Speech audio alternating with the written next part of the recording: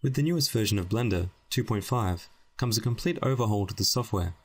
Let's make some comparisons to the previous versions and the new upgrade. So first, let's just have a look at the default scene when we first open Blender. Here in Blender 2.5, it's really cool. We've got our camera here to the left. We can see a lamp, and we can see that we've got a cube in 3D space. The old default didn't really show that it's a 3D area until you rotated, and the cube even looked like a plane. So that's a really nice update. Another thing is that you've got all of the buttons window here vertically, and also our added outliner at the top right. Again, in Blender 2.49, the buttons were all along the bottom. So again, I think it took a little bit for me to get used to personally after using 2.49 and earlier for so long. But especially for widescreen monitors, having it on the side there is fantastic, and we've still got quite a nice area here in the 3D view. Now in 2.49, if we wanted to split the window into two, you'd have to come down to the in-between areas of two windows, right-click, and choose Split Area when the cursor changed. And that worked okay, but it was really difficult to even know how to do this unless someone told you or you read it. Now in 2.5, you can just come down to this little corner here with the little lines, little slanted lines, and the cursor will change to a crosshair. You can just left-click drag and split the window. You can change to different types of windows, just in this little pop-up box here on the bottom left as well. And if I come down to this little corner area again and hold Control this time, I can actually drag, for example, my 3D view over to the graph editor, and it will switch them with each other. I can also hold Shift and left-click drag, and it will actually bring out a new window, which is something very new to Blender, and actually create a whole new window, floating window that you can fully customize, just like the original.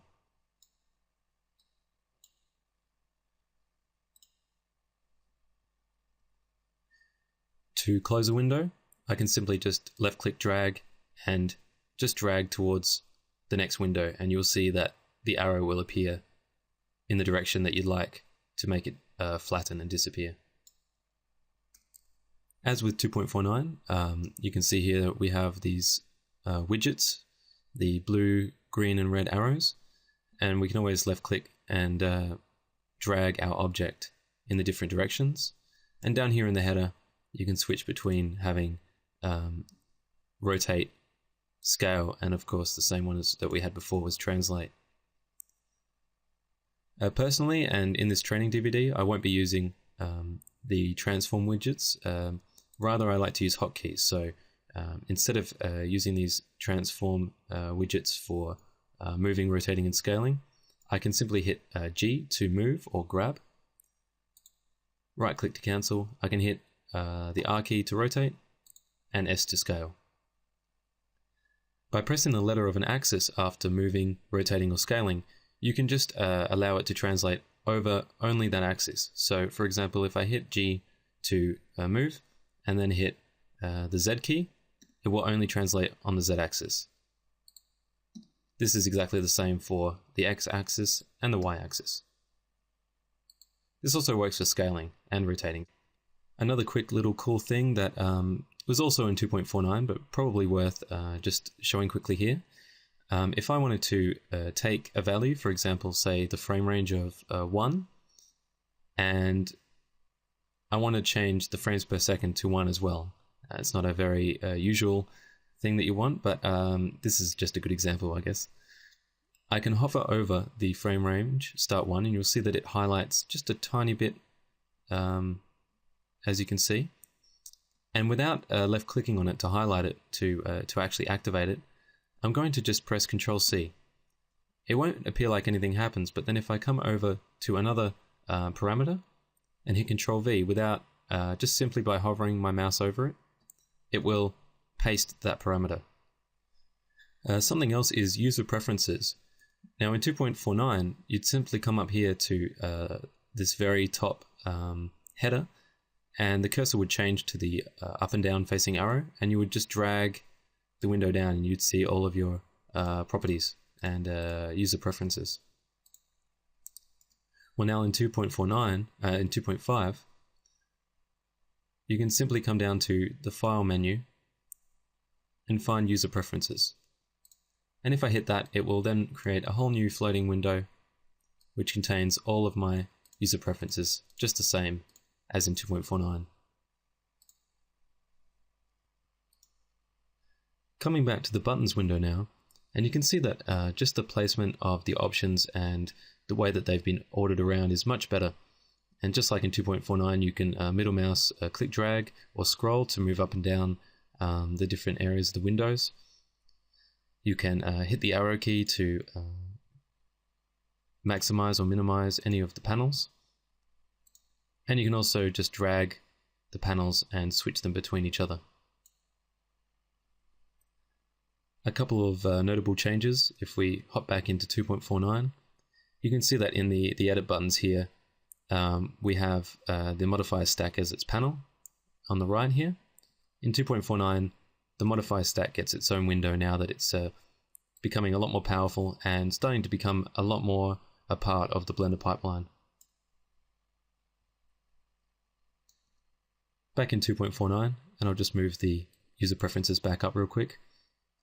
If we come into edit mode, you'll see that in 2.49, all of these extra buttons would appear for mesh tool editing. Things like smooth, hash, split, remove doubles. And these things are now gone from the buttons window in 2.49, and they're now in the toolbar, which you can see along the left here.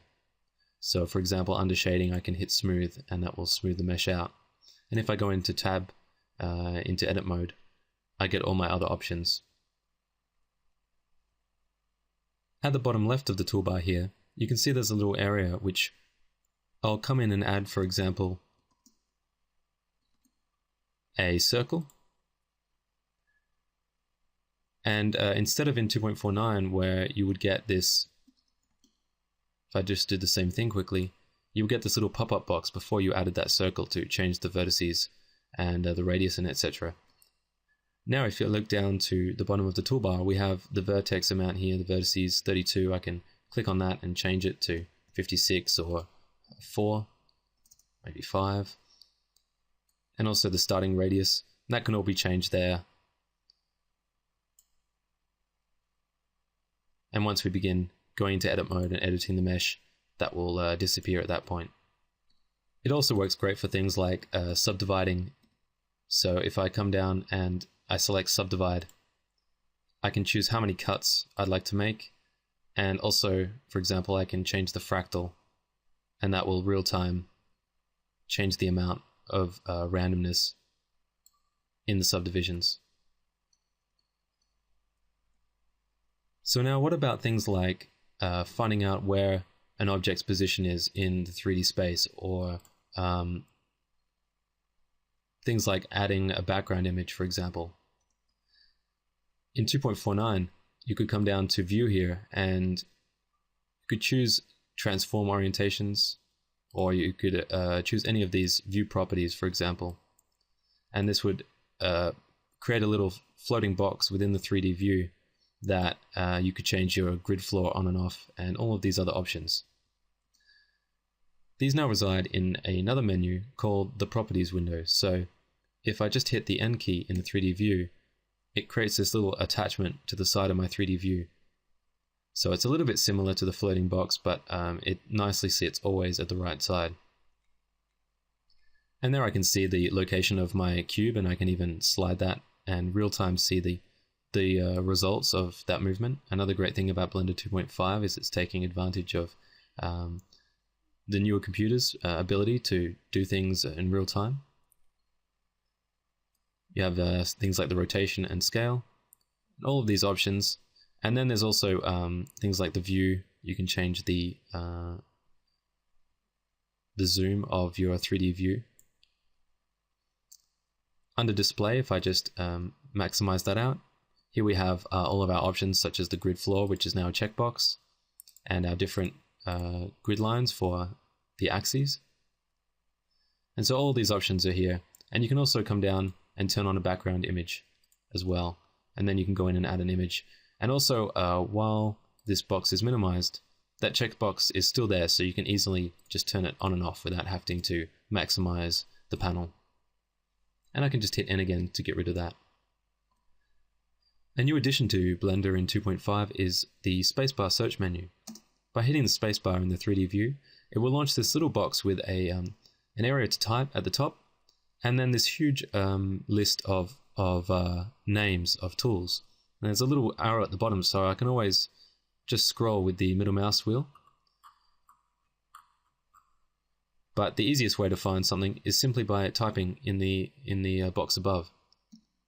So I could type, for example, hide, and then it will show me all the different options that have the word hide in it.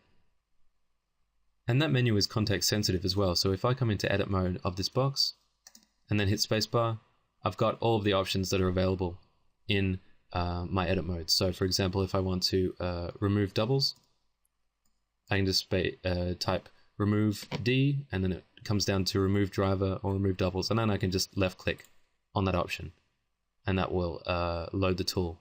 And you can see now, again, just like before in our toolbar here, I can change the amount. This search function actually finds itself into many other areas in Blender. For example, if I'm going to be adding a material, I can simply come in here and it will list the same thing. And at the bottom I can just type material, for example, and it will show all of my material names with that text in it. And finally, just to show off one of the main features in Blender 2.5, if I just switch back to Blender 2.49 right now, and I make a quick animation of my cube, add a location rotation key, go forward a couple of frames, about 20 frames, and add another key. And then I come in and just change the end frame to about, let's change it to 30. And then I hit Alt A to preview animation. I can rotate, I can zoom in and out, but that's about the extent of what I can do. I can't click on any other buttons, I can't change the window, I can't increase or decrease the size of the windows. So I'm pretty limited. If I need to do any other tool or change this window over the right here, I really have to hit escape to be able to access any other functions, and then hit Alt A again. But in Blender 2.5, if I do the same thing, come to frame 1, add a key,